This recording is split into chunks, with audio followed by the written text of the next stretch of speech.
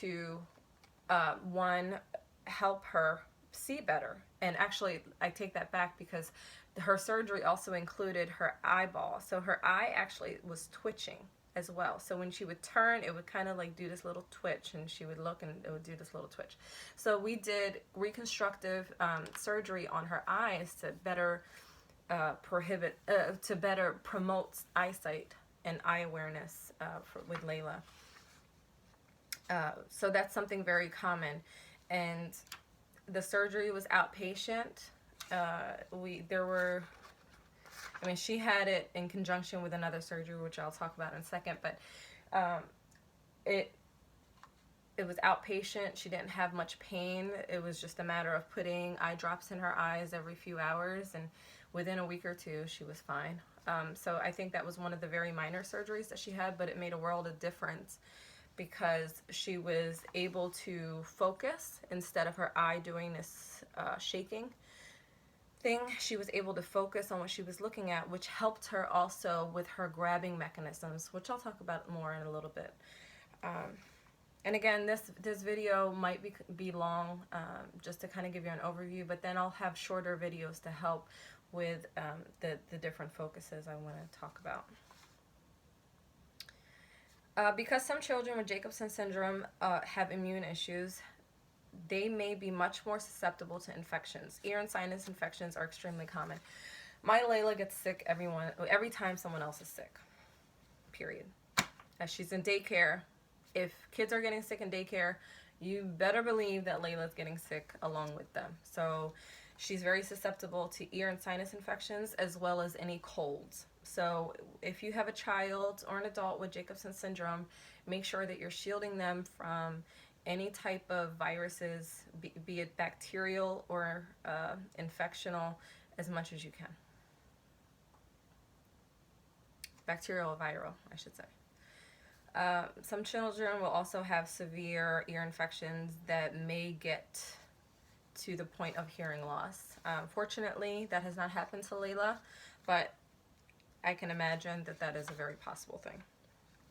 Having a child with Jacobsen syndrome can be difficult for parents, especially since the disorder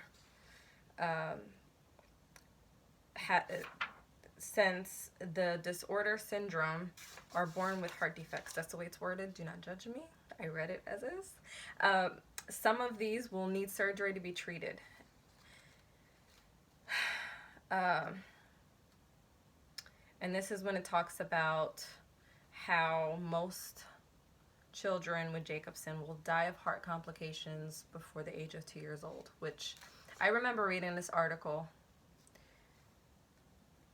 back in 2014, and I shed a few tears because I was scared. I was just like probably you. Just the fear of the unknown. Common heart defects include holes between the left and lower chambers, abnormalities of the left side of the heart, or hypoplastic left heart syndrome. So again, my Layla had heart issues. She had heart surgery at 3 months old, and she recovered very well. Obviously, there was a very intense recovery period, but she's fine. She still has the scars down her chest, but other than that, she's fine, and that's the very important part. It may be scary to take that lunge, but once you do, you will be very happy that you did it. Kidney problems can also occur in infants and children with Jacobsen. Kidney problems include having a single kidney, double ureters, or what's called hydronephrosis or swelling cysts. So Layla has 2 kidneys, so the one is X'd out, the single kidney situation. She has both kidneys, but needless to say, she did have double ureters. So during her kidney surgery, I remember afterwards the surgeon coming to us, myself and my husband, and saying it's the first case she's ever had where a child actually had 2 ureters. So the ureter is actually the tract that your urine goes through to lead into your, resulting in your vaginal area to discard the urine. Well, she had 2 ureters, which was phenomenal. Uh, so what she did was actually clipped off one of the ureters, and only one is currently working. And she fixed one of her kidneys. Uh, she fixed the hydronephrosis, and also one of her kidneys lost partial formation of it because it was so disgusting and infected. So she has 1.5 kidneys at this point. And that was all due to her hydronephrosis, which I talked about earlier, which was for whatever reason, her urine was kind of spilling back into her kidney and causing this swelling effect. Gastro problems are also common with infants with this condition. So there's something called pyloric stenosis that causes forceful vomiting because of a narrowed or blocked outlet from the stomach to the intestines. Other issues could be constipation, internal obstruction, missing parts of the GI tract, abnormal positioning of the gut, etc. So again, I can only speak to what I have seen. If you recall, I said that Layla was feeding via V-tube or G-tube. And what I have found is she vomits a lot. It has not been diagnosed as pyloric stenosis. However, I do see that she vomits to an extreme measure, at least once every feed, which was really a cause of an alarm for me because at that point in time, that was really all she was eating. It was just a Pediasure, this stuff right here, going through her feeding tube. And this is liquid. I mean, this is all that she's getting. So if she's vomiting this, she's really not getting any nutrients, which was very scary to me. So I later realized some information that helped me and my husband out tremendously, which I'll talk about in a later video. But these GI problems are very real because if she's vomiting or he's vomiting, they're not getting the nutrients that they need. So you need to be able to supplement it somehow. Additionally, constipation is a big issue with Layla and probably a big issue with folks with Jacobsen syndrome. I'll talk about how we've battled some of that as well. And then there are some obstructions and missing parts in the system as well. Layla has been fortunate to have, she had a contrast dye procedure and everything works as it should.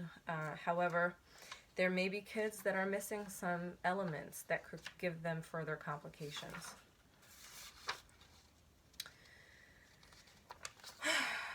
Let's see, what else is important here? It talks about the platelet dysfunction. So folks with the platelet dysfunction, the big scare is if they cut themselves, the bleeding can happen and then it may be difficult to stop the bleeding. Because if you think about the purpose of a platelet is to cause the clot that at some point alleviates you from bleeding. However, if you don't have the right platelet count and you're not furnishing enough, then that means you're just potentially bleeding constantly. So the scare with that is if you cut yourself that you could potentially continuously bleed. So that's a very big scare. Fortunately, the true complication that she's had with that happened during surgery where they had to continue to give her blood transfusions. But outside of that, Layla has bust her lip. She's cut her, scratched her face. She's had cuts on her arms. And luckily, she hasn't bled to the point where I needed to take her to the emergency room or anything. But it could happen. It could definitely happen. The rest of this talks about the background behind Jacobsen syndrome and some of the developmental delays that come with it. Again, my Layla's 3 years old. Her twin is a normal 3-year-old, walking, talking, running. However, Layla, I think when she hit 3, she had just learned to crawl. She has not yet walked. She has I forget the terminology for it, but it's a very almost like Stretch Armstrong type of limb. Where it's very soft and not as sturdy as you would need to walk and to run. So it's going to take some time for her to build that strength up in order for her to walk. But She's worked with several physical therapists and occupational therapists to help with that progress, and I've seen tremendous progress over the few years of her living. But however, she's not talking. Unfortunately, she may never talk. We'll see. But she has yet to talk, and again, she's 3, and she'll be 4 in September of 2018. So who knows? At her pace. But she's not talking. She's not walking. She's merely just crawling, which is something that's just associated with the syndrome. So be mindful of that and don't take it to heart. It could be very difficult, um, especially if it's your first child, and the textbook pregnancy and the textbook toddler years and infant years and all of that tells you that they're going to goo goo gaga, and then they're going to say dada and mama, and then they're going to run around the house, and all those things. That's really not the script for Jacobsen syndrome. But don't be discouraged, because there's still hope. I think the beauty of Jacobsen syndrome is the unknown, and the fact that your child may overcome this and beat the odds. This is all black and white. Anything can happen. This could all be trash. Your baby might be diagnosed with Jacobsen syndrome, but may say mama at 2 years old. May start walking at 2 years old. Who knows? These are just some indications of what may happen, but it doesn't mean that this is what will happen.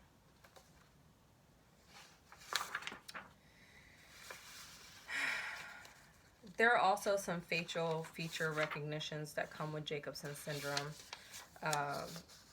Some facial defects and things like that. In later videos, I will actually introduce you to my Layla, because as a mom, and I'm done with this article actually, but as a mom, I have looked around the internet a number of times looking for children with Jacobsen syndrome.